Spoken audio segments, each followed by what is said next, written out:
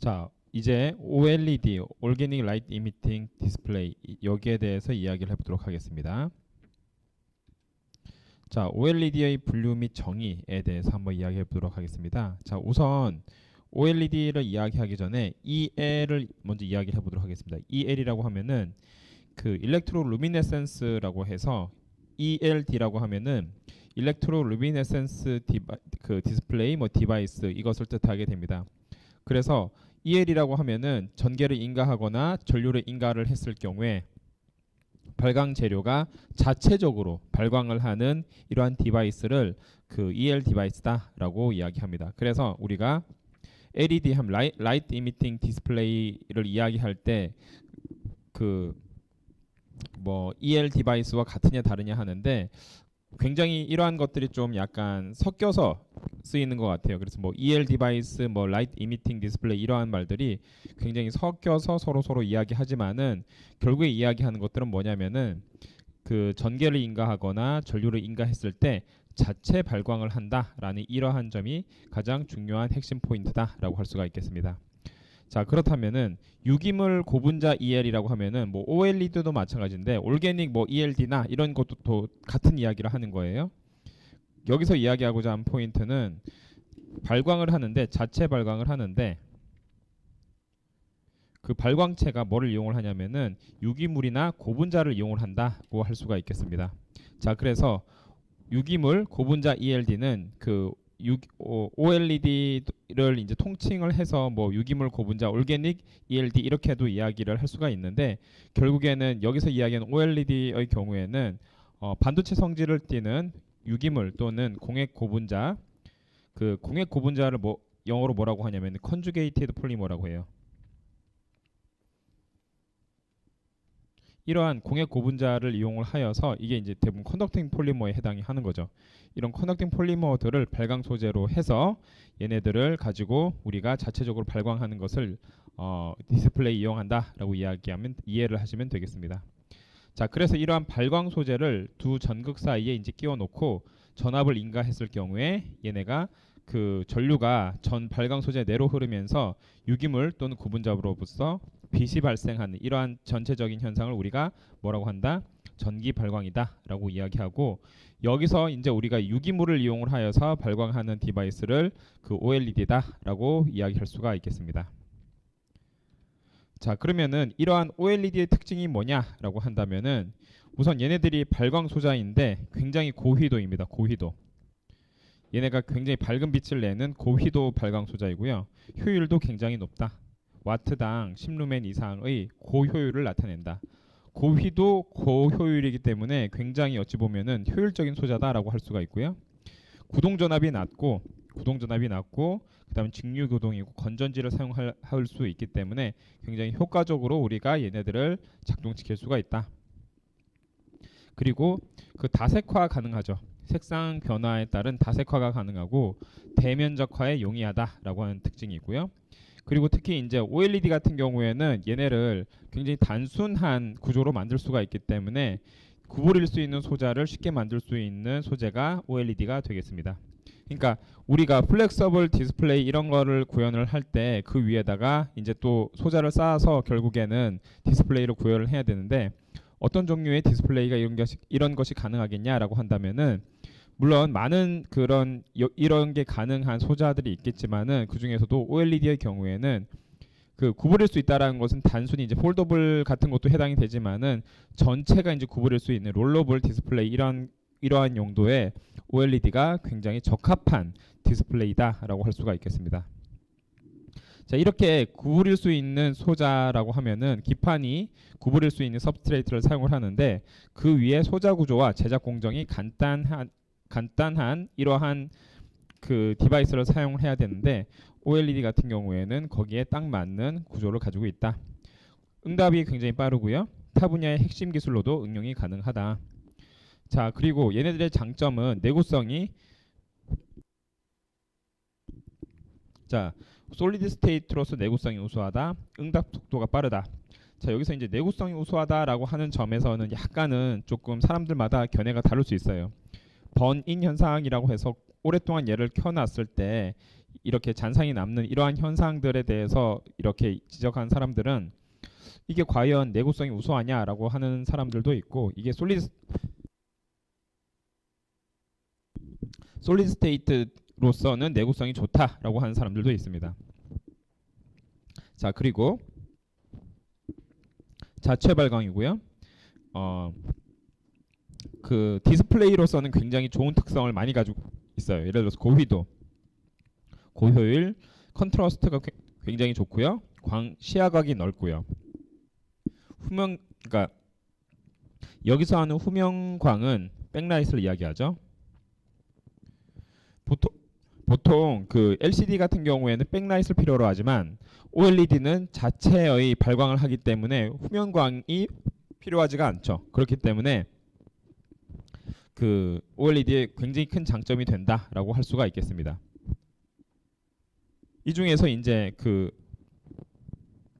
OLED는 올게닉을 기반으로 한 디바이스고, 그 인올게닉 일렉트로루미네센트가 있죠. 얘 같은 경우에는 무기물을 기반으로 한 그 일렉트로루미네센트 디바이스인데, 이러한 경우는 고전압이 필요하고 대면적 화와 청색 발광이 쉽지가 않기 때문에 이런 점에서 OLED가 더 장점을 가지고 있다라고 할 수가 있겠습니다.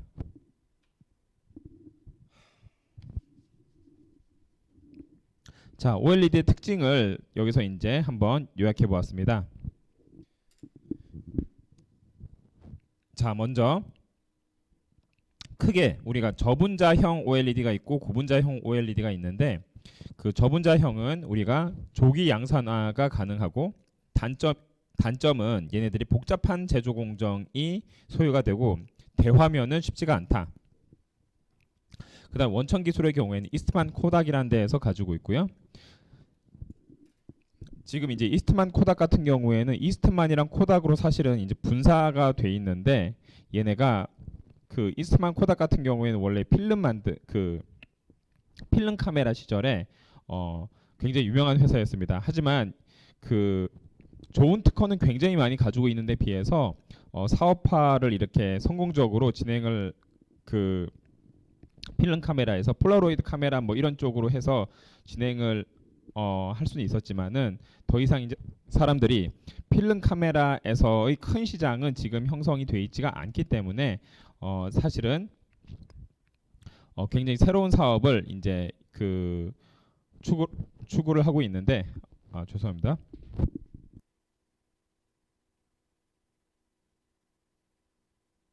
예, 갑자기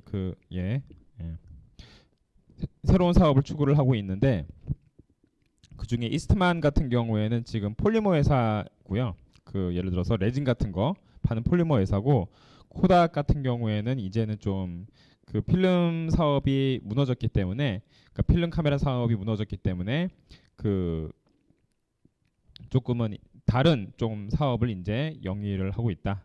자, 그런데 얘네 이러한 오래된 기업의 가장 큰 장점은 원천 기술을 엄청 많이 보유하고 있어요. 그래서 보통 이제 우리나라 기업 말고 이제 이전에 기업들의 그 영미권, 구미권, 일본도 마찬가지인데, 이런 선진국 기업들의 특징은 뭐냐면은, 지금은 그 약간 요건 다른 얘기긴 한데, 특허 전략 면에서 거기 그 우리는 딱 필요한 그 기술을 우리가 가지고 있으면은 뭐 좋은데, 가지고 있지 않으면 개발하거나 또는 사거나 아니면은 수입하거나 이런 식으로 해야 되는데, 그 이전 같은 경우에는 그런 것들을 다 자체 개발하는 전략을 많이 사용을 했습니다. 문제는 이런 자체 개발하는 전략이 시간이 많이 걸리죠. 내재화하고 본인의 원천 기술로 하는 데는 좋긴 하지만, 그렇기 때문에 최근 기업들의 경우에는 그냥 이미 그 어떤 기술을 가지고 있으면은 그 기술을 가지고 있는 기업을 사버리는 전략을 사용을 하지, 얘를 굳이 자체적으로 시간 걸려서 만들려고 하지는 않아요. 그런데 이전에 있던 그 기업들은 그 굳이 본업과 상관이 좀 없어 보이는 굉장히 다양한 연구들을 많이 했기 때문에 그 와중에 굉장히 많은 원천 기술들이 많이 그 쏟아지게 되었습니다. 그런데 그 중에서도 그 이스트만 코닥 같은 경우에는 굉장히 오래된 기업이기 때문에 관련된 그 뭐 이게 유기이엘이라든지 이런 데 관련된 기술이 아니었을 텐데 그때는 이제 그 원천 기술 연구로서 했던 것이 지금의 이제 빛을 보게 된 이런 사례가 되는 거죠. 자, 그래서 유기2L 발광 재료로서 고분자 이제 유기2L 발광 재료는 플렉서블 기판에 사용 가능하고 고색상이 가능하다. 그런데 단점이 뭐냐면은 신뢰성이 아직은 조금 미흡하다. 그래서 원천 기술은 CTD라는 데에서 보유를 하고 있고요. 자, 구동 방식은 액티브와 그 다음에 패시브가 있는데, 자, 패시브의 경우에는 가격이 낮고 단순한 제조 공정인데 반해서 소비 전력이 굉장히 높다. 능동형, 우리가 지금 많이 사용하고 있는 능동형의 경우에는 대화면이 용이하고 저소비 전력. 하지만 단점은 가격이 높다. 지금 현재도 사실은 그 스마트폰이나 이런데 굉장히 능동형 OLED가 많이 장착이 되어 있는 상태이죠. 그래서 이러한 원천 기술은 산요, 그 다음에 파이오니아 이런 데에서 보유를 하고 있다.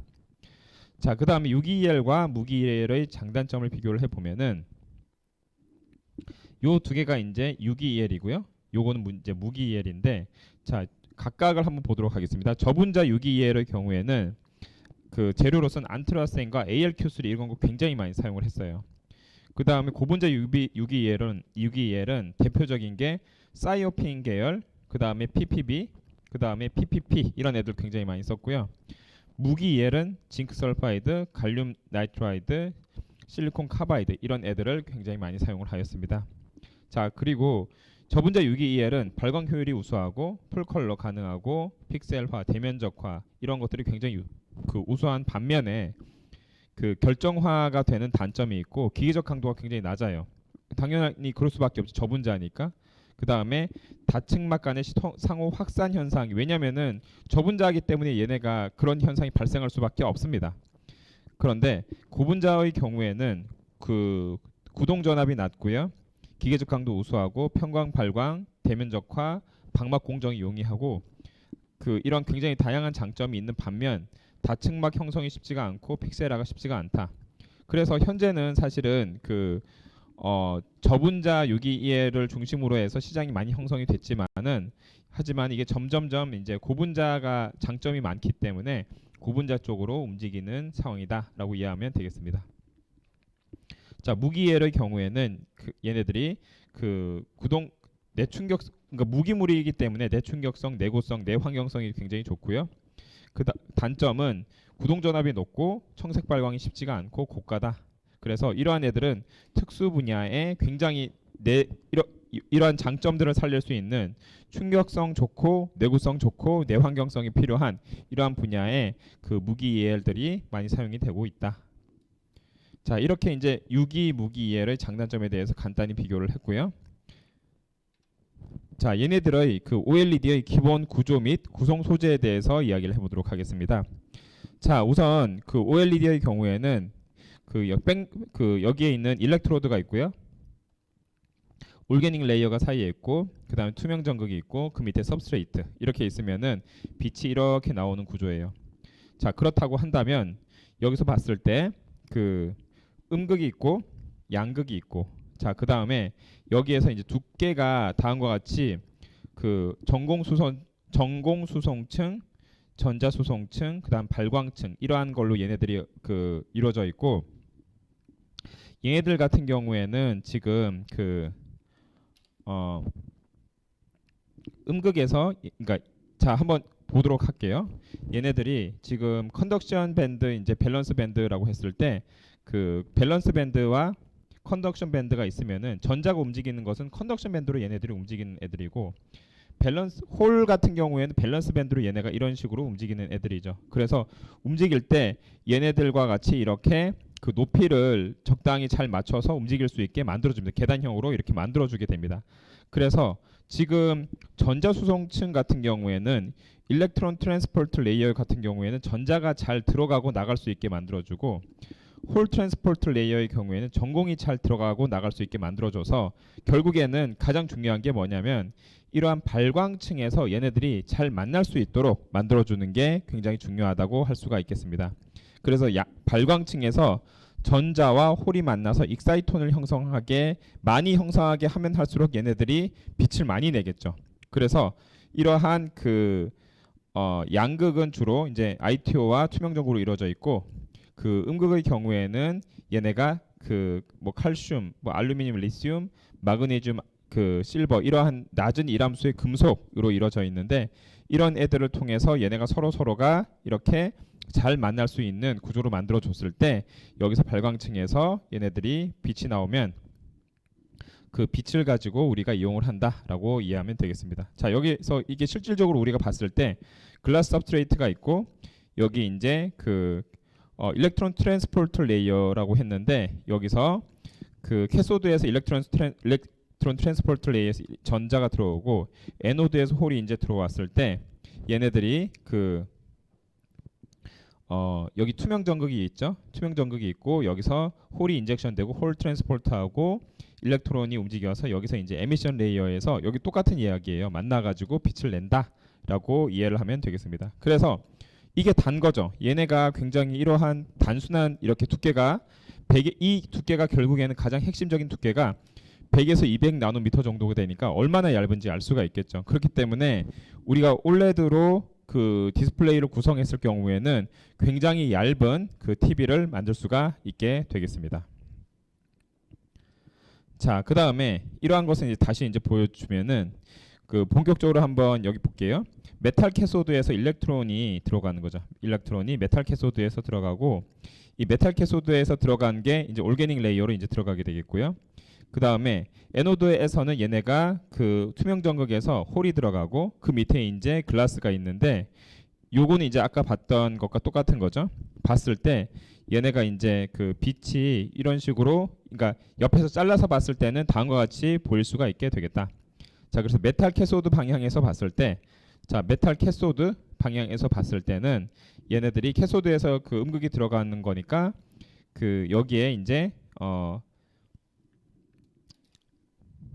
이쪽 부분에서, 그러니까 얘 윗부분이죠. 얘 윗부분에서 얘네가 에노드가 있고 이 사이에 에미시블 레이어가 있어서 여기서 빛이 나오는 거고, 이제 뒤집었어요. 뒤집어 가지고 이쪽에서 메탈 에노드 방향 이쪽이 있습니다.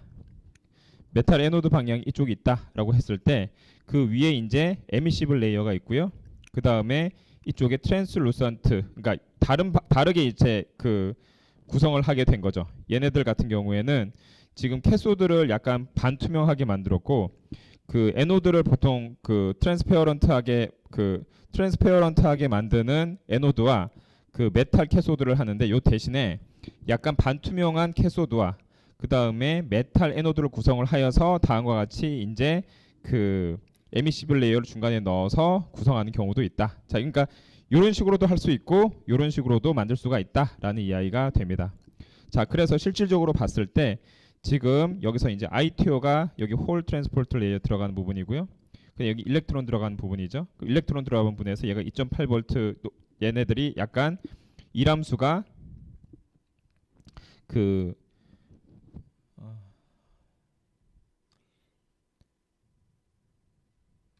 이람수가 잠깐만요.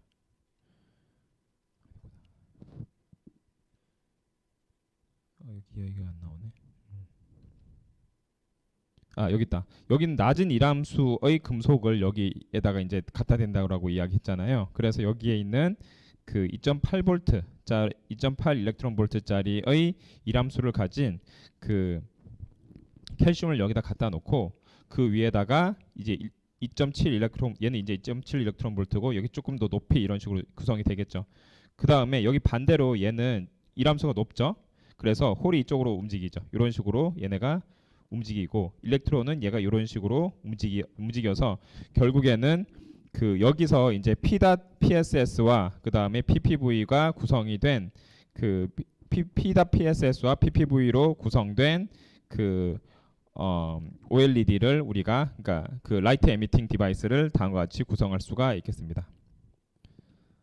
자, 그래서 이제 풀 칼라 재현을 할 경우에 우리가 어떻게 풀 칼라 재현을 할 수 있는지 한번 이야기를 해보도록 할게요.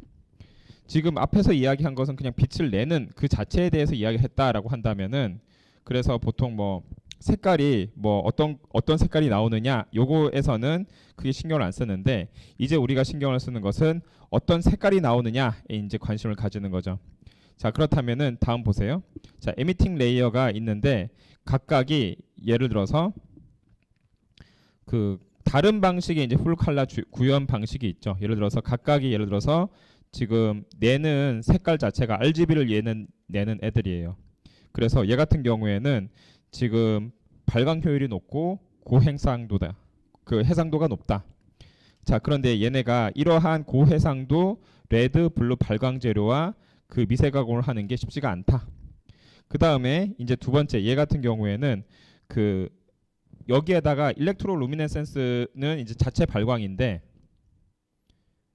약간은 그거랑 비슷해요. LCD랑 느낌이 비슷한데 LCD의 경우에는 그 자체 발광이 아니라 백라이트를 달고 그 위에다가 그 백라이트 자체의 밝기를 조절하는 것을 우리가 그 LCD를 통해서, 그러니까 그 리퀴드 크리스탈을 통해서 조절을 하고, 그리고 거기서 나오는 빛을 컬러 필터를 통해서 조절을 한다라고 한다면은 얘 같은 경우에는 EL에서 나오는데 거기서 나오는 것을 우리가 RGB와 같은 그 컬러 필터를 달아가지고 우리가 조절을 한다라고 이야기할 수가 있습니다. 그러니까 여기선 컬러 필터와 그 다음에 그 일렉트로 루미네센스를 같이 결합한 어찌 보면 좀 더 현실적인 이야기가 되는 거죠. 왜냐면은 이렇게 만들었을 경우에는 훨씬 더 얇게 만들 수는 있겠지만은 쉽지가 않은 반면에 여기서 이렇게 만들었을 경우에는 바로 이제 LCD에서 사용했던 컬러 필터를 그대로 사용할 수가 있고 우리가 그 화이트 일렉트로 루미네센스의 광원만 만들면 되기 때문에 사실은 크게 신경 쓸 필요가 없다. 그래서 이러한 방식이 이제 TDK에서 사용하는 방식이고 장점은 LCD용 컬러 필터를 사용할 수 있고 그 다음에 백색 그 일렉트로 루미네센스의 효율을 향상할 수가 있다. 자, 그 다음에 그 세 번째 방식의 경우에 조금 얘는 이제 복잡한 방식인데 요거에 비해서는 여기서 이제 에미팅 레이어가 이렇게 달려 있죠. 그리고 그 위에다가 컬러 체인징 머티리얼을 여기에다 이제 다른 거예요. 컬러 체인징 머티리얼을 블루 EL에다가 그러니까 블루 EL을 기반으로 하여서 얘네가 컬러 체인징 얘를 이제 다른 색깔로 바꾸는 컬러 체인징 머티리얼을 달아가지고 다음과 같이 구성을 하였습니다. 자, 이렇게 됐을 경우에는 우리가 유기층의 패턴이 불필요하긴 한데 그 문제가 뭐냐면은 이러한 색변환 물질을 개발하는 게 또 다른 이제 핵심 과제가 되겠다. 자, 그래서 그 각각의 이제 서로 세 가지의 다른 모드로 되어 있는 그 OLED의 방식이 있는데 어찌 보면 가장 궁극적으로 이러한 직접적으로 그 각각의 색깔을 내는 게 좋긴 하겠지만은 어찌 보면은 이러한 방식이 약간 좀 중간에서 걸러주면서 걸러주기는 하지만은 뭔가 이렇게 조절을 할 수 있다라는 방식에서 나름의 장점이 있다라고 할 수가 있겠습니다.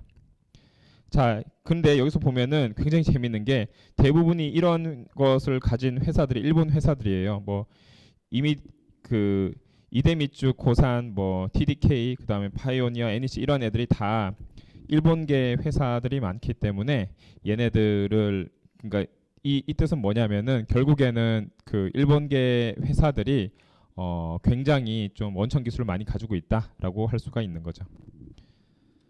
자, 그래서 이러한 것들에 대해서 한번 다시 정리를 해보면은 우리가 지금까지 이야기한 것은 어떻게 발광을 하느냐, 그러니까 어떻게 빛을 내느냐 여기에만 이제 많이 집중을 했다라고 한다면 OLED 전반적으로 해서 주요 제조 기술이 뭐냐라고 했을 때는 지금 우리가 하나만 이야기한 거예요. 발광 기술, 그 다음에 발광 구조 요거에 대해서만 이야기했다라고 한다면은 이거는 일종의 그 기판 기술이다. 그 다음에 여기에서 또 다른 필요한 기술은 회로 기술, 결정화 기술, 뭐 사실 유기 재료도 여기에 이제 발광에 들어가는 것이고 컬러 패턴도 같이 이제 들어가는 것이어서 사실 우리가 요거 이제 요 세 개를 중심으로 이야기했다라고 한다면은 이거 이외에도 여기에 들어 있는 다른 뭐 봉지 기술, 패키징 기술 이러한 것들, 뭐 회로 기술, 그 다음에 결정화 기술 이러한 것들도 다 OLED의 그 구동을 하는데 필요한 제조 기술에 해당이 되겠다. 자, 그럼 실질적으로 얘네들을 제작을 하는 거에 대해서 한번 이야기해 보도록 하겠습니다. OLED를 제작을 할 때 가장 먼저 하는 것은 첫 번째, 그 우리가 그 에노드층을 그러니까 홀이 들어오는 이 에노드층의 경우에는 투명 전극으로 구현을 한다고 했잖아요. 그 투명 전극으로 구현하는 것을 패터닝을 해서 투명 전극으로 구현을 하고, 그 다음에 그 위에 그 캐소드 일렉트로드 데포지션을 하고, 그 다음에 그 캐소드 일렉트로드 데포지션, 그러니까 캐소드 일렉트로드 데포지션의 경우에는 뭐 일렉트로드 패터닝, 그다음 엔캡슐레이션 이러한 것들이 포함이 되고요. 그 다음에 이제 그 서킷 커넥션, 이러한, 사실 요거는 굉장히 크게 이야기한 거예요. 뭐 사실 에노도 있고 발광층 넣고 캐소도 있고 뭐 그 사이에 이제 뭐 엔캡슐레이션 이런 것들은 그리고 나서 그 회로에 연결하고 이러한 것들은 굉장히 크게 이제 그 우리가 한 거지만 사실 디테일한 부분은 훨씬 더 이것보다는 복잡하다라고 할 수가 있겠습니다. 자, 그래서 그리고 이제 방식 자체도 우리가 어떠한 그 지금 앞에서 이야기했던 것보다 뭐 노하우적인 것도 있고 최신에 개발된 뭐 다양한 발광 구조 같은 것들이 있어서 이런 어떠한 구조로 만드냐에 따라서 조금 그 안에 있던 세부 그 제작 방식은 좀 다를 수가 있게 되겠습니다. 그 중에 이제 그 캐소드 일렉트로드를 데포지션 할 때는 이러한 과정에서는 반드시 진공 또는 이널트한 환경에서 얘네들을 만들어야지, 안 그러면 어떻게 됩니까? 옥시데이션이 되죠. 그렇기 때문에 굉장히 이 과정이 중요한 그 엔캡슐레이션까지 포함한 중요한 그 진공 및 그 이널트 환경에서 만들어지는 과정이다라고 할 수가 있겠습니다. 자, 그래서 이제 실제로 한번 OLED 제조 공정에 대해서 한번 보도록 할게요. 자, 먼저 여기서 그 포토랑 에칭 공정을 봤을 때 먼저 ITO 스퍼터링을 해서 ITO를 유리판 위에다가 그 투명 전극을 형성을 시키고 얘네를 이제 패터닝을 하죠. 패터닝을 한 뒤에 그 위에 메탈 패터닝을 합니다. 그 다음에 절연막을 형성을 하고 그다음에 격벽을 형성을 한 다음에 그 다음에 이제 증착 공정에 이제 들어가게 되겠습니다. 그 다음에 얘를 로딩을 하고 플라즈마 처리를 하고 UV 조사를 해서 얘네가 결국에는 이제 그 다음과 같이 이제 실링 공정을 해서 수공정으로 넘어가게 되는데, 이 실링을 할 때 얘네가 그 엔캡 공정이라고 해서 캐니스터 세척을 하고 게터 주입하고 실을 형성을 해서 다음과 같이 형성을 하고요. 그 뒤에 이제 후공정으로서 이제 에이징 공정이 있죠. 다 이렇게 놓고 나서 에이징이 있고 그 다음에 셀을 절단을 하고요. 그 다음 셀 검사하고 그 폴에 부착을 해서 탭 공정과 출하 검사를 하게 되겠습니다. 또는 뭐 셀 이렇게 만들어서 이제 그 여기서 이제 대면적 그 유리 기판 같은 데다가 만들잖아요. 그럼 대면적 유리 기판에다가 요거를 이렇게 착착착 쌓아가지고 만든 다음에 이제 셀을 절단을 하고 셀 하나씩 검사를 하고 그다음 출하 검사하는 것은 대부분 이제 똑같이 진행이 된다라고 할 수가 있고, 뭐 여기서랑 여기서는 큰 차이가 없다라고 할 수가 있네요. 예. 자, 그러니까 여기서 후공정과 그 뒤에 이제 후공정은 같은 공정이다라고 할 수가 있겠습니다. 자, 그래서 여기까지 이제 우리가 공정적으로 OLED가 어떻게 만들어지는지 그 전반적으로 이야기를 했고, 각 발광 재료에 대해서 한번 이야기를 해보도록 하겠습니다. 자, 유기물 발광 재료의 요구 특성이 어떤 게 필요하냐? 자, 유기물 발광층의 요구 특성은 고체 상태에서 양자 효율이 클 것, 고체 상태에서 퀀텀 이피션시가 굉장히 클 것. 자, 퀀텀 이피션시라고 하면은 쉽게 말해서 얘네가 들어왔는데 그 중에서 얼마만큼의 빛으로 나가느냐라는 것이 퀀텀 이피션시에 해당이 하는데, 그 퀀텀 이피션시가 클 것. 그 다음에 전자 또는 전공의 이동도가 클 것. 사실 이거는 맞는 말이긴 맞는 말인데 정확한 말은 아니에요. 왜 그러냐면은 전자랑 전공 이동도가 큰 게 중요하지만 더 중요한 건 뭐냐면 전자랑 전공이 밸런스가 맞는 게 훨씬 더 중요합니다. 밸런스. 그래서 우리가 그 뭐 홀 트랜스포트 레이어, 물론 뭐 일렉트론 트랜스포트 레이어 뭐 이런 식으로 할 때 이렇게 레이어를 여러 개 해가지고 구성을 하는데, 얘네들이 속도 조절을 하는 게, 속도 조절이 결국에는 어디에도 연결이 되냐면은 양자 효율에도 퀀텀 이피션시에도 연결이 됩니다. 얘네들이 퀀텀 이피션시를 높이기 위해서, 퀀텀 일들을 높이기 위해서는 결국에는 두 개가 만난 익사이톤을 많이 만들어야 되는데 익사이톤을 예를 들어서 홀은 빠른데 상대적으로 전자가 느려 또는 전자는 되게 빠른데 홀은 상대적으로 느려 둘 다 빠르긴 한데 그러면은 결국에는 우리가 필요한 것은 어떻게 하면 얘네들이 최대한 많이 만날 수 있을까 하는 게 우리의 관심사이기 때문에 이것을 다양한 무슨 뭐 구조를 통해서 뭐 텐덤 구조 이런 것들이 있어요. 그래서 이러한 구조를 통해서 얘네들을 이제 가장 그 서로가 잘 만날 수 있는 구조로 만들게 되겠다. 그 다음에 진공증착이 가능할 것. 자, 요거는 여러분들 왜 진공증착이 가능할까라고 하면 진공공정이 있기 때문이죠. 그런데 유기물 같은 경우에는 보통 무기물과 달리 진공증착이 가능한 애들이 있고 가능하지 않은 애들이 있죠. 그러다 보니까 이러한 유기물 발광층은 아무리 얘네들이 그 특성이 좋다 하더라도 만약 우리가 공정성상으로 사용하기 힘들다라고 한다면은 이거를 사용할 수 있을지 없을지에 대해서 굉장히 의문이 들게 되는 거죠. 그 다음에 균일 방막을 형성해야 되는 거 이거 당연한 이야기고요. 막구성이 안정될 것. 그 다음에 저전압 구동 가능할 것. 그 다음에 적당한 그 컨덕션 또는 밸런스 준위, 그러니까 호몰 루모 레벨을 가질 것. 그렇게 해서 이러한 화학물질 엔지니어링을 통해서 우리가 색상을 또한 조절을 할 수가 있겠습니다.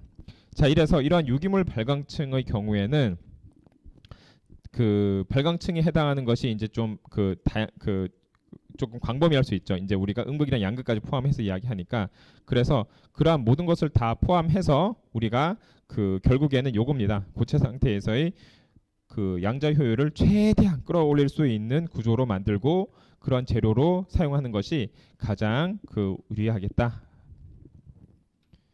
자, 그러면은 각각의 그 발광 재료에 대해서 이야기해 보도록 하겠습니다. 크게 우리가 단분자와 고분자 발광 재료에 대해서 이야기했었죠. 유기물 발광 재료에 대해서. 그래서 단분자의 경우에는 그 AlQ3 같은 경우에는 녹색, 그 다음에 그 디스트릴 화합물 같은 경우에는 청색, 그 다음에 DCM2, DCJTB 이런 애들은 적색, 그 다음에 인광 발광 재료 같은 것들은 약간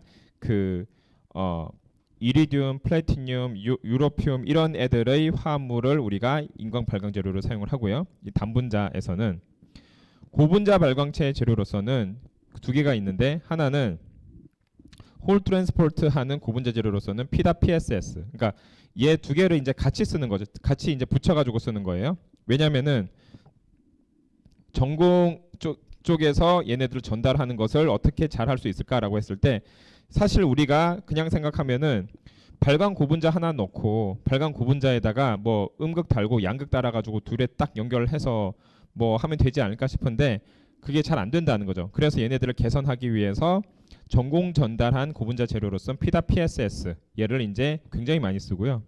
그 다음에 발광 고분자 재료로서는 그 PPV라는 게 완전 그 이쪽의 슈퍼스타입니다. 그러니까 PPV라는 고분자가 이쪽에 그 올레드에서 굉장히 슈퍼스타인데 뭐 PPV에 굉장히 디리버티브도 많이 나왔어. 뭐 PPV, MEH PPV, 무슨 PPV 해가지고 굉장히 다양한 PPV가 이렇게 나와서 사용이 되고 있고요. 이것은 녹색 또는 청색 계열의 다양한 그런 PPV를 사용해서 우리가 구현을 할 수가 있게 되겠습니다. 그래서 이제 크게 그 올레드가 있고요. 그럼 올레드 중에 고분자가 있고 그 다음에 단분자가 있으면은 이러한 고분자의 장점으로서는 작동 전압이 낮다, 기계적 강도가 좋다. 그다음 대신에 이제 소자의 안정성이 조금 낮다. 단분자 발광층의 단분자 그 발광층의 경우에는 이러한 AlQ3 같은 애들 있죠. AlQ3 같은 애들의 경우에는 굉장히 그 휘도가 좋죠. 휘도가 좋아서 발광을 굉장히 많이 하는데 그 열 안정성이 별로 좋지가 않다. 그래서 각각이 다 그 장단점이 있죠. 그렇기 때문에 결국에는 지금 그 조합해 보면은 OLED의 경우에는 아직은 얘네들이 안정적으로 작동한다라고 하기에는 조금 좀 이르지 않은가라는 생각이 듭니다. 그러니까 여기서 말하는 그 이르다라는 이야기는 뭐냐면은 굉장히 긴 안정성을 가지고 우리가 OLED를 작동을 하는 것은 그 조금 더 이제 개발이 필요하다라고 하는 거지 지금 나와 있는 OLED 제품이 안 좋다 이런 얘기를 하려는 게 절대 아니고 그 OLED 자체가 지금 우리가 지금까지 사용해왔던 많은 디스플레이들이 굉장히 안정적으로 많이 작동을 했기 때문에 그 수준에 조금 더 이르기 위해서 좀 더 우리가 그 노력을 해야겠다 이런 의미지 뭐 OLED가 좋지 않다라는 게 아니에요. 반대로 이야기한다면은 OLED가 앞으로 이제 점점 더 많은 가능성을 가지고 있다라고도 이야기를 할 수가 있죠. 자, 그래서 그 여기 보면은 그 단분자 그 일렉트로루미네센스 디바이스를 얘네들로 이제 만들어진 디바이스를 봤을 때는 얘네들의 장점은 구동 전압이 낮고 휘도가 높다. 그 다음에 유기 발광재료 특성을 파악하기 위해서 얘네들은 이제 단순하죠. 단순하기 때문에 뭔가 이렇게 효율적인 어려움이 크게 파악하는데 어려움이 없다라고 하는 장점이 있는데 단점은 얘네들이 지속적인 발광이나 안정성이나 양자 효율적인 측면에서는 조금 낮다. 그 다음에 얘네들이 이제 진공열 증착, 그 다음 기상 증착 이러한 진공 장비를 이용을 한 공정이 많죠. 그러니까 고분자랑 단분자의 차이가 약간 좀 그래요. 고분자는 진공 장비를 사용해서 사용하기가 어렵습니다. 왜냐하면은 얘네들은 진공으로 이렇게 일종의 베이퍼라이즈를 한다는 거거든요. 이렇게 데포지션 그 증착이라고 하는 공정 자체가 그 베이퍼라이즈 데포지션을 말하는 건데 베이퍼라이즈 데포지션을 하기 위해서는 이렇게 분자가 작은 애들을 베이퍼라이즈 데포지션을 할 수가 있지 고분자처럼 벌키한 애들을 베이퍼라이즈 데포지션을 할 수가 없어요. 그러면 고분자는 뭘 해야 되냐? 얘는 스핀 코팅과 같은 용액 공정으로 가야지 돼요. 그렇기 때문에 이러한 그 단분자의 경우에 장점이다 어찌 보면 단점인데 기존에 사용했던 그 베이퍼라이즈 디포지션 공정을 그대로 이용을 한 진공 열증착이라든지 기상 증착을 이용을 하여서 건식 공정을 할 수 있다는 것은 장점이긴 한데 그만큼 얘가 느리죠. 느리기 때문에 왜냐면은 우리가 뭐 반도체 같은 경우를 생각해 봤을 때 반도체는 얘네가 사이즈가 크지가 않아요. 예를 들어서 지금 우리가 사용하고 있는 게 12인치죠. 12인치인데 12인치가 30cm 정도 됩니다. 30cm면은 그렇게 작지도 않지만 되게 크지도 않아요. 그런데 그건 뭐 백큐ම් 데포지션 하기에 별로 어렵지가 않죠. 그런데 지금 우리가 다루는 디스플레이 장비는 기본적으로 큽니다. 커요. 크다는 의미는 뭐 한 몇 미터짜리 예를 들어서 무슨 뭐 9세대, 10세대 해가지고 계속 그 유리 기판 사이즈를 넓히면 넓힐수록 생산성이 좋아지기 때문에 계속 이거 사이즈를 넓혀야 되는데 그런 사이즈를 넓히면은 거기에 맞는 공정들이 뒤따라줘야 되는데 이거를 이 큰 사이즈를 다 진공 공정으로 하기가 쉽지가 않아요. 그러니까 여러 개의 진공 공정을 뭐 합친다든지 이러지 않는 이상은 그래서 보통 이런 대면적의 경우에는 롤트롤을 할 수 있을런지 모르겠지만 이런 롤트롤이라든지 이런 용액 공정을 기반으로 해가지고 하면은 모르겠지만은 근데 사실 뭐 롤트롤을 하기 쉽지가 않고요. 이런 대면적 이런 공정을 하기 위해서는 좀 더 용액 공정이 유리한데 이러한 기상 증착 그 다음에 열 증착 같은 경우에는 대면적으로 하기가 그런 적합한 공정이 아니죠. 그래서 맨 처음에 작은 사이즈 할 때는 큰 문제가 아니었는데 우리가 정말 이제 생산성을 위해서 대면적으로 간다라고 할 때는 이러한 단분자 그 발광 재료의 경우에는 유리하지가 않다. 그래서 대화면 구성이 어렵고 생산성이 좀 떨어진다. 그래서 이제 여기서 지금 사용하고 있는 애들이 뭐 ARQ3, 안트라센, 그 다음에 그 뭐 페닐 사이클로 펜타디엔, 그 다음에 페럴린 이런 애들이 그 주로 현재 사용이 되고 있는 단분자 그 발광 재료다라고 할 수 있고 거기에 이제 나타난 색깔이 뭐 초록색, 청색, 초록색 이러한 계열로 우리가 구현을 할 수가 있게 되겠습니다. 그렇기 때문에 지금 먼저 우리가 그 이전에도 좀 전에도 이야기한 것처럼 기본적으로 단분자 애들이 훨씬 더 그 상용화 속도가 빠르죠. 고분자보다는. 그렇기 때문에 왜냐면 기존 걸 그대로 이용을 해도 되고 공정을 그대로 이용을 해도 되고 얘네 같은 경우에는 별로 이렇게 그 고분자를 다루는데 필요한 많은 이런 유기 관련된 그런 공정들이 필요가 없기 때문에 훨씬 더 쉽게 어찌 보면은 무기물은 아닌데 무기물처럼 되게 취급을 해서 공정상으로 바로 이렇게 넣을 수가 있는데 거기서 나오는 애들이 초록색, 청색 이런 애들이기 때문에 우리가 앞에 이야기했던 이런 얘기를 할 수가 있는 거죠. 그 예를 들어서 뭐 색변환 물질을 기본으로 블루를 기반 그러니까 블루 일렉트로 루미네센스를 기반으로 해서 우리가 얘네들을 색변환 물질을 이용을 하여서 뭐 RGB로 구현한다라고 하는 게 여러분 이제 이해가 되는 거죠. 왜 얘네들이 이런 일을 할까라고 한다면은 왜냐하면은 지금 우리가 사용하고 있는 재료들이 기본적으로 청색, 그 다음에 그 녹색 이런 쪽 계열이기 때문에 걔네들을 이용을 해서 그 구현을 하려다 보니까 얘네들이 이러한 그 색깔 그 CCM이라 그래서 컬러 색변환 물질을 사용을 해야 된다는 거죠.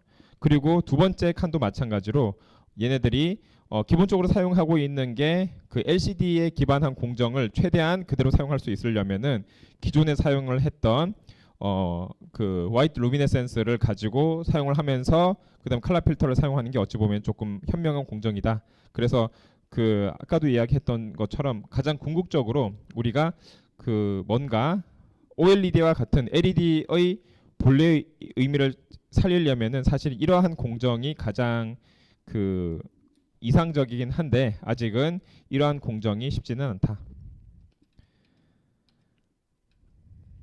자, 그 다음에 고분자 ELD에 대해서 이야기를 해보도록 하겠습니다. 고분자 ELD의 경우에는 마찬가지로 구동전압이 작고요. 구동전압이 낮고 그 다음에 초기 투자비가 적고 생산성이 높다. 자, 초기 투자비가 적다는 가장 큰 이유는 뭐냐면은 얘네를 만드는데 용액 공정이라 그랬잖아요. 용액 공정이 그러니까 기존에 예를 들어서 이러한 저분자, 그러니까 단분자나 저분자 그 단분자죠. 단분자 그 물질을 기반으로 한 OLED의 경우에는 이러한 그 진공 장비 이러한 것들을 사용을 해서 굉장히 많은 투입이 드는데 그런 거에 비해서 그 고분자 ELD의 경우에는 투자비가 상대적으로 적게 든다라고 하는 것은 그러한 진공 장비 대비해서 용액 장비 예를 들어 스핀 쿼터 이런 것들을 이용을 해가지고 하기 때문에 좀 더 그 초기 투자비가 적고 그에 비해 생산성은 높다라고 할 수가 있고요. 그 발광 색상의 변화 방법이 다양하다. 이유는 여기 보면 색깔이 다양하죠.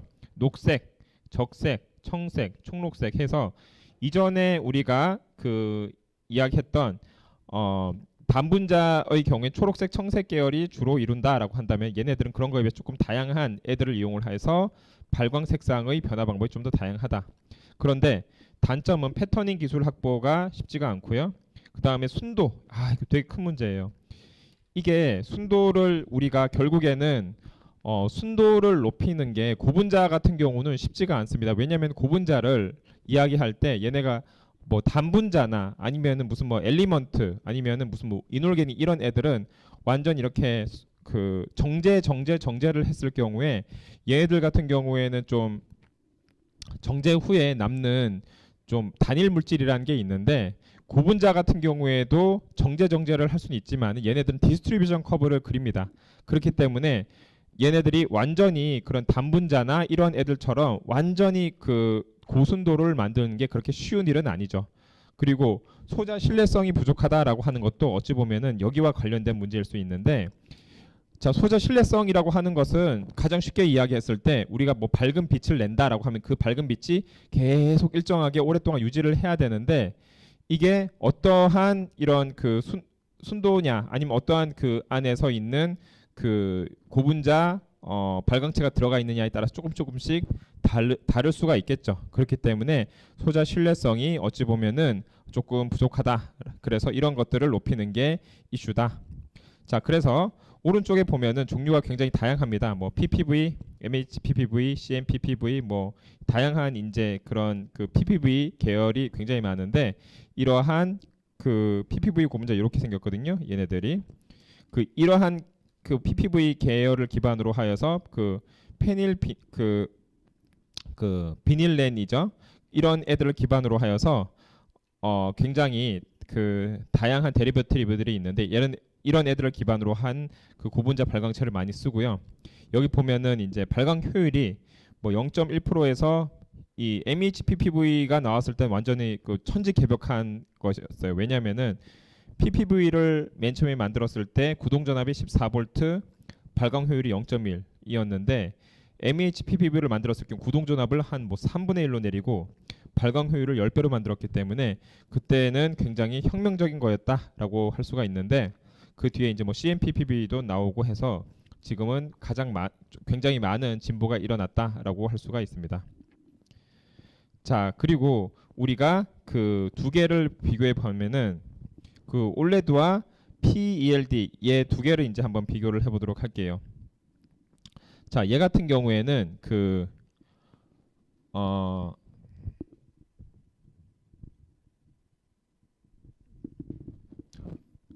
지금 결국에 이제 그 구분 방식을 가지고 한번 이야기를 해보도록 하겠습니다. 자, 하나는 유기 발광 재료 발광 재료고, 또 하나는 구분 방식을 통해서 이야기해 보면은, 자, 여기서 저분자와 고분자, 그 다음에 수동형과 능동형 이렇게 이제 이야기했을 때, 저분자의 경우에는 조기 양산화가 가능하고, 그 제조 공정이 조금 이제 복잡하죠. 그리고 대하면이 곤란하다. 그다음 고분자의 경우에는 그 플렉서블 기판 사용하고 고색상 가능한데 신뢰성이 조금 미흡하다. 자, 수동형의 경우에는 저가격 단순 제조 가능하고 높은 소비 전력이고, 능동형의 경우에는 대화면이 요리하고 낮은 소비 전력을 가지고 높은 가격을 나타낸다. 이렇게 이제 우리가 이야기를 할 수가 있겠습니다. 자, 그 다음에 이제 그 OLED 발광 소재에서 이야기하는 도판트 및 특성에 대해서 한번 이야기를 해보도록 할게요. 이제 발광 재료에 대해서 이야기하는데 도판트에 대해서 한번 이야기를 해보도록 하겠습니다. 자, 여기서 이런 도판트 발광 소재의 도판트와 이제 특성을 이야기할 때 얘네들을 왜 넣느냐? 가장 큰 이유는 발광 효율을 높이기 위해서. 그러면은 이러한 도판트의 특성 같은 경우에는 호스트 물질보다 밴드갭이 작을 것. 그다음 호스트 물질과 그 엑사이트 플렉스를 형성하지 말 것. 왜냐하면 얘네들과 반응하면 안 되니까요. 그 다음에 여기 되고 엑사이트가 됐던 루미네센스 사이클 동안 얘네들이 안정할 것.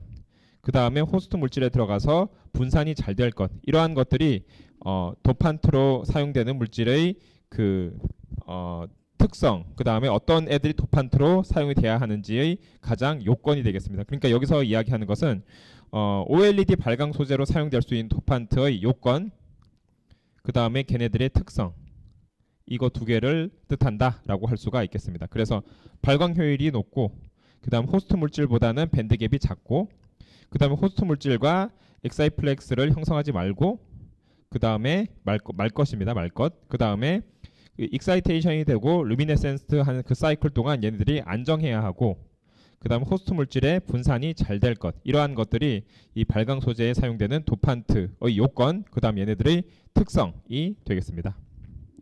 자, 그러면 이러한 도판트들이 어떤 역할을 하는지 한번 본격적으로 이야기해 보면은, 첫 번째 색 조절을 합니다. 컬러 튜닝을 하고요. 두 번째는 휘도 효율을 향상시키고, 세 번째는 기기 안정성을 향상을 시킵니다. 자, 그래서 여기 보면은 색 조절은 얘네들이 원래는 색깔이 다른 색깔이었는데 도펀트를 넣음에 의해서 얘네들이 그 밴드갭을 이제 얘네들이 바꾸죠. 그렇기 때문에 그러니까 완전 많이 바꾸는 건 아니지만은 바꾸죠. 그렇기 때문에 얘네들이 색 조절을 하는데, 컬러 튜닝을 하는데 도움이 되죠. 그래서 지금 예를 들어서 DCJTB 또는 DCM2 이러한 도펀트들이 ALQ3에 도핑이 되었을 때, 원래 ALQ3는 색깔이 무슨 색깔입니까? 파란색이 이렇게 나와야 되는 애들인데 무슨 색이 나오냐면은 빨간색이 나온다. 그러니까 이러한 DCJTBC 여기 나와 있죠. DCM 이러한 애들의 경우에는 둘 다 이제 그 단분자인데, 이런 단분자들이 ALQ3에 그 도핑이 되었을 경우에, 도펀트로 도핑이 되었을 경우에는 색깔을 조절을 할 수가 있다. 그리고 얘네들이 그 플로레센스 또는 포스포레센스 다이와 함께 도핑이 되었을 경우에는 휘도가 향상이 되고요.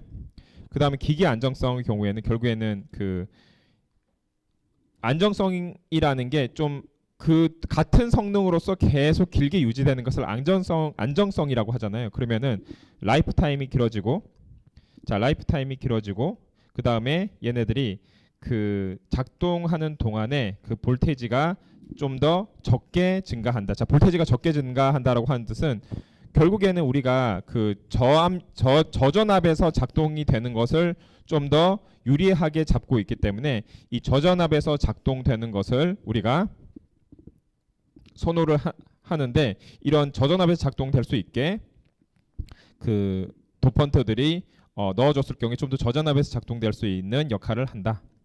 자, 그 다음에 ALQ3가 굉장히 대표적인 그 저분자, 단분자 그 루미네센트 물질이잖아요. 이런 그 ALQ3 기반한 OLED의 경우는 루브렌 그다음에 퀴나크리돈 이런 데리버티브들로 주로 도핑이 많이 된다라고 이야기할 수가 있겠습니다. 자, 그래서 여기서 대표적으로 한번 예시를 들어봤어요. 어떻게 DCM으로 도핑된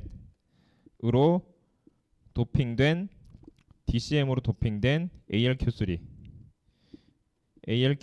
이런 물질에 대해서 이야기해봤는데 얘가 ALQ3거든요. 이 ALQ3를 이러한 얘가 이제 도펀트죠, 도펀트.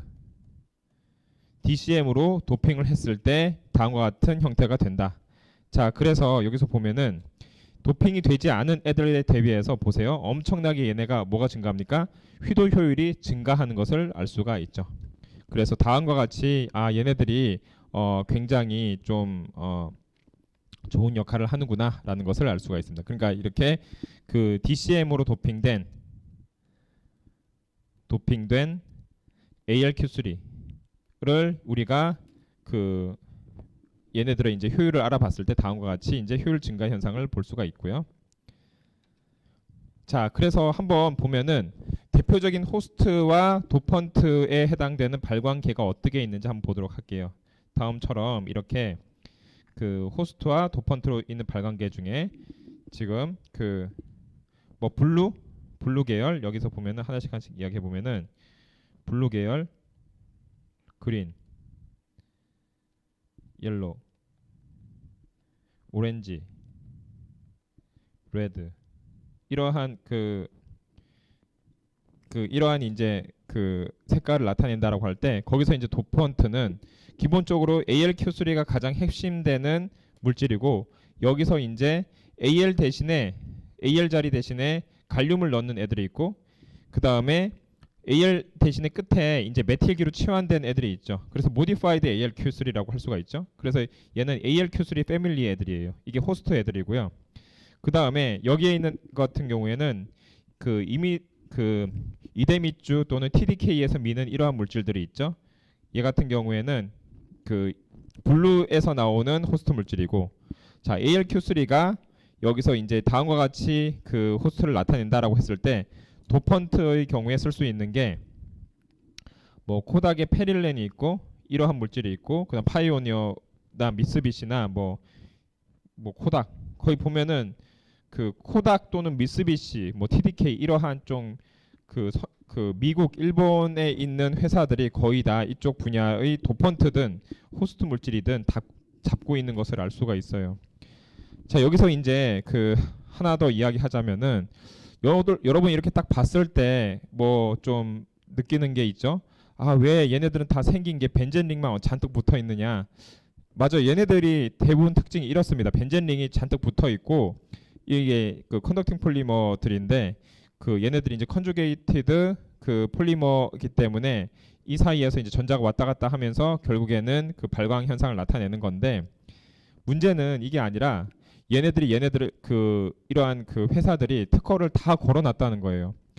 그래서 우리가 굉장히 불리한 게 이러한 그 특허를 걸어놓을 때의 특징은, 자 ALQ3란 정말 슈퍼스타를 하나 만들었습니다. 그러면은 얘네들은 이미 뭐 AL 대신에 다른 물질 A, B, C, D, E, F도 다 이미 집어넣어서 할 수 있다라고 같이 특허를 걸어놓고 여기에서 뭐 이런 거 한번 달아볼까라고 하는 생각을 당연히 연구 중에 할 수가 있기 때문에 이런 메틸기를 걸어내 메틸기, 에틸기, 뭐 프로필기 다 걸어놔요. 그런 식으로 해서 조금이라도 그 구조가 다른 애들도 지금 ALQ3가 되기 때문에 다른 애들도 분명히 될 수 있을 것이다 라고 해가지고 특허를 다 걸어놓습니다.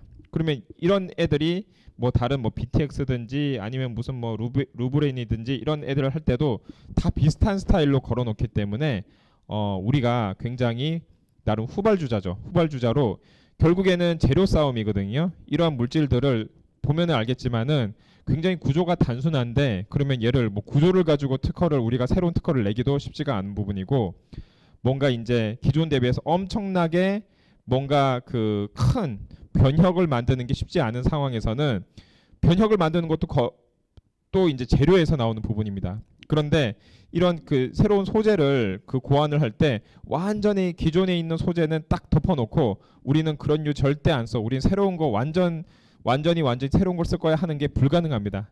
당연히 기존에 그 작동했던 애들을 참고를 할 수밖에 없고, 그리고 걔네들이 이렇게 특허를 걸고 작동을 한 이유는 그런 구조가 굉장히 유리하기 때문에 그런 구조를 그 사용을 했던 거거든요. 그러니까 우리는 이런 구조 안 쓰고 완전히 다른 거 쓸래라고 해가지고 만약 새로운 구조의 재료를 제안하면 모르겠지만 그렇지 않다라고 한다면은 결국엔 그 이야기하고 싶은 것은 이러한 애들의 특허에 다 걸린다. 그래서 굉장히 이러한 특허를 애들에 걸리게 되면 우리가 새로운 뭔가 재료를 개발한다 하더라도 쓸 수가 없어요. 왜냐면 특허 이슈에 걸리기 때문에. 특허 만약 썼다. 그럼 얘네들은 바로 소송을 걸지 않습니다. 조금 우리가 컸다 싶으면 키워서 잡아먹는다. 이런 느낌으로 아, 얘네들 좀 컸네. 얘네들 한번 재료 한번 조사해 보자. 야, 이거 우리가 썼던 거랑 되게 비슷한 구조인데. 야, 특허 소송 걸어. 그러면은 거기서부터 이제 뭔가 이제 꼬이게 되고 문제가 생기고 그러면서 결국에 나중에 합의를 하게 되고 우리는 진짜 우리 노력을 통해서 뭔가 새로운 물질을 개발했음에도 불구하고 기존 선발주자의 특허 이슈 때문에 걸려서 우리가 좀 그 노력을 했음에도 불구하고 그만큼의 과실을 좀 못 먹는 그런 그 현상이 나오게 되는 거죠. 어쨌든 이런 것처럼 굉장히 좀 불리해요. 소재 부분에서 후발주자의 경우에는 선발주자들의 특허에 굉장히 많이 얽매여 있고 그것 때문에 좀 쉽지가 않습니다. 자, 어쨌든 이러한 그 호스트 도펀트 발광계를 통해서 그 기존에 있던 OLED의 효율을 훨씬 더 높일 수가 있고 또는 색재현 같은 경우도 우리가 모디파이를 할 수가 있다. 자, 그리고 기타 재료에 대해서 한번 이야기해 보면은 자, 전자 전달 및 주입용 재료가 있죠. 예를 들어서 우리가 ALQ3로 예를 들어서 그 양극과 음극이 있으면 음극 쪽에서 얘네가 전자 전달이 있으면 그 전자 전달 쪽에 그 ALQ3 고분자 플러스 금속을 통하여서 얘네들이 전자 전달층이 있죠. ALQ3는 발광층이고 전자 전달층이 있으면은 전자 전달층에 이제 금속이 있고 금속에서 일렉트론이 들어와서 거기에 이제 고분자로 되어 있는 애를 통해서 그 ALQ3로 들어갈 수 있게 잘 들어갈 수 있게 만들어주는 재료가 있고요. 전자 주입용 재료라고 해서 이러한 것들은 전자가 잘 들어갈 수 있는 얘는 이제 전자가 잘 전달이 될 수 있는 말이 어려운데 전자가 잘 전달이 될 수 있는 재료고 전자 주입용 재료는 리튬 플로라이드랑 금속의 혼합 고분자에 해당해서 얘네들은 전자 주입을 잘 할 수 있게 만들어주는 재료 이러한 것들이 그 전자 전달 또는 주입용 재료로 사용할 수가 있다. 그래서 이런 양극용 재료로서는 ITO 그 다음에 그 인듐 틴 옥사이드 그다음 그 인듐 틴 옥사이드고 IGO는 인듐 징크 옥사이드 그 다음에 이그조도 있어요. 이그조는 인듐 갈륨 징크 옥사이드 그 다음에 음극 재료로서는 뭐 이런 애들을 통해서 우리가 그 전자를 양극 재료, 음극 재료가 조금 헷갈리긴 하는데 여기서 이제 양극 재료라고 하면은 그 에노드를 이야기해요. 에노드에서는 우리가 홀이 들어가는 거고 여기서 음극 재료는 캐소드를 이용을 하는 건데 여기에서는 일렉트론이 들어간 애들이에요. 사실 이게 좀 나도 헷갈리는 부분이 그 정의가 약간 그 배터리나 이런 쪽과 좀 다르기 때문에 그럴 수 있는데 어쨌든 양극 같은 경우에는 지금 에노드에서 이야기하는 것이고 여기서 음극은 캐소드를 이야기해서 이 캐소드에선 전자가 들어가는 부분이고 대부분 메탈로 되어 있고요. 그 이람수가 그 낮은 메탈로 되어 있고 양극 쪽은 그 세라믹으로 되어 있는 투명 전구로 되어 있다. 자, 그 다음에 봉지제, 엔캡슐레이션 하는 애들의 경우에는 일반적으로 메탈 컴포짓이 많이 사용이 되는데 우리가 글라스 타입 회로의 경우에는 다음과 같은 나이트라이드, 그 다음에 실리콘 다이옥사이드, 실리카, 그 다음에 마그네슘 플로라이드, 인듐 옥사이드와 같은 세라믹 소재도 사용을 한다고 할 수가 있겠습니다. 자, 여기까지 해서 우리가 그 OLED 재료와 공정에 대해서 알아보았습니다. 자, OLED가 사실 이 정도 가지고 이야기하기에 좀 부족함이 물론 있을 수 있지만은 그래도 OLED에 대해서 가장 핵심적인 것은 OLED는 굉장히 그 단순한 그 구조로 되어 있기 때문에 향후 뭐 플렉서블 디스플레이, 롤러블 디스플레이 이런 쪽에 굉장히 다 고루 사용이 될 수 있는 장점이 있지만은 현재 뭐니 해도 가장 큰 이슈는 뭐다? 소재 이슈다. 단분자를 이용을 하든 고분자를 이용을 하든 얘네들이 각각이 가진 장단점이 있는데 이런 단점을 최소화하고 장점을 극대화할 수 있는 이런 소재를 개발하는 것이 가장 큰 이슈다라고 할 수가 있겠습니다. 자, 우선 OLED 재료와 공정에 대해서 이야기를 마치도록 하겠습니다.